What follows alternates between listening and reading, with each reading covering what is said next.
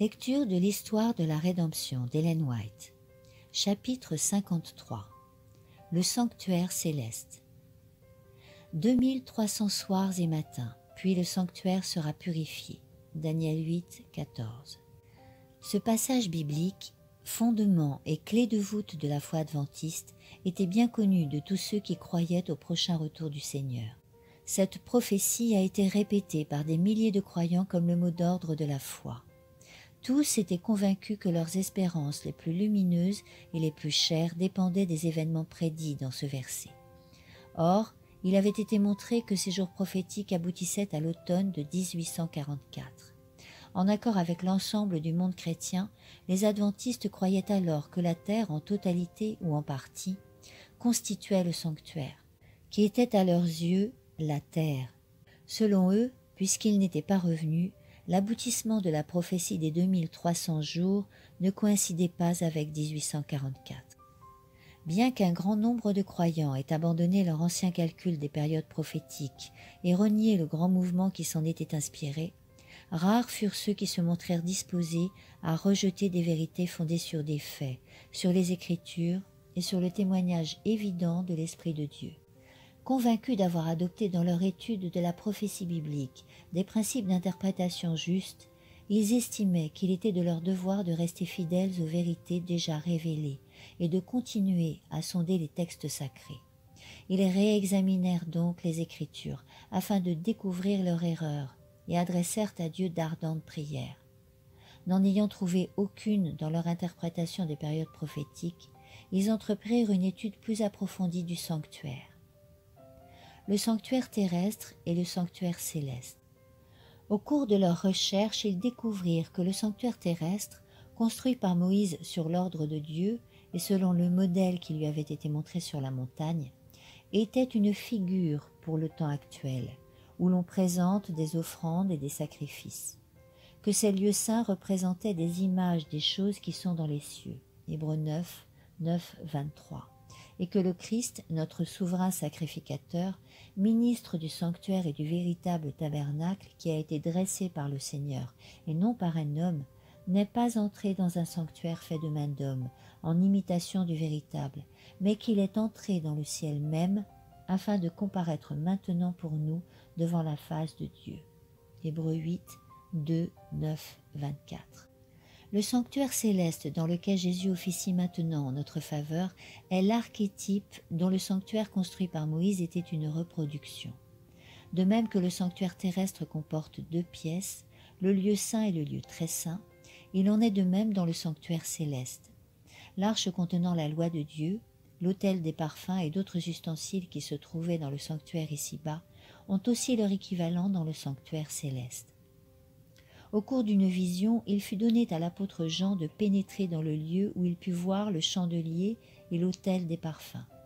Le temple de Dieu ayant été ouvert devant ses yeux, il eut aussi le privilège de contempler l'arche de son alliance. Apocalypse 4, 5, 8, 3, 11, 19. Ceux qui étaient à la recherche de la vérité prirent conscience de l'existence indéniable d'un sanctuaire céleste. Moïse, rappelons-le, avait construit le sanctuaire terrestre d'après une maquette qui lui avait été montrée. Paul déclare que cette maquette était une reproduction du véritable sanctuaire qui est dans le ciel, Hébreux 8, 2, 5, et que Jean affirme avoir vu en vision.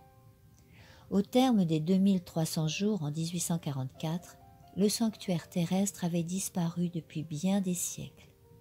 La déclaration 2300 soirs et matins, puis le sanctuaire sera purifié, ne pouvait donc s'appliquer à rien d'autre qu'un sanctuaire céleste. Mais dans quel sens le sanctuaire céleste avait-il besoin d'être purifié? En approfondissant le Saint-Livre, les étudiants de la prophétie parvinrent à la conclusion qu'il ne pouvait s'agir de faire disparaître des impuretés physiques. En effet, la purification du sanctuaire étant accomplie avec du sang, celle-ci devait donc se rapporter au péché. L'apôtre déclare « Presque tout, d'après la loi, est purifié avec du sang, et sans effusion de sang, il n'y a pas de pardon. » Il était donc nécessaire, puisque les images des choses qui sont dans les cieux devaient être purifiées de cette manière, par le sang des animaux, que les choses célestes elles-mêmes le fussent par des sacrifices plus excellents que cela, c'est-à-dire par le sang précieux du Christ. Hébreux 9, 22-23. La purification du sanctuaire.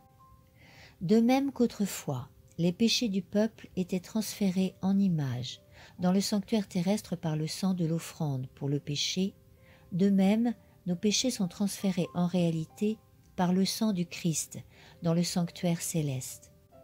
Et de même que le sanctuaire terrestre était symboliquement purifié par l'élimination des péchés qui l'avaient souillé, de même, il faut que le sanctuaire céleste soit réellement purifié grâce à l'élimination ou à l'effacement des péchés qui y sont consignés. Mais cela suppose que les registres du ciel soient examinés afin de déterminer quels sont ceux qui, par la repentance et la foi en Jésus, pourront bénéficier de son expiation. La purification du sanctuaire implique donc un jugement préliminaire. Ce jugement doit avoir lieu avant la venue du Christ pour le salut de son peuple, puisqu'à son retour, il accorde à chacun selon ce qu'il aura fait. Apocalypse 22, 12. Voilà comment ceux qui marchaient dans la lumière croissante de la parole prophétique ont compris qu'au lieu de venir ici-bas en 1844, au terme des 2300 jours, le Christ est entré à ce moment-là dans le lieu très saint du sanctuaire céleste, en la présence même de Dieu, pour y achever l'œuvre de propitiation qui doit préparer sa venue en gloire. Suite de la lecture au chapitre 54 dans le prochain audio.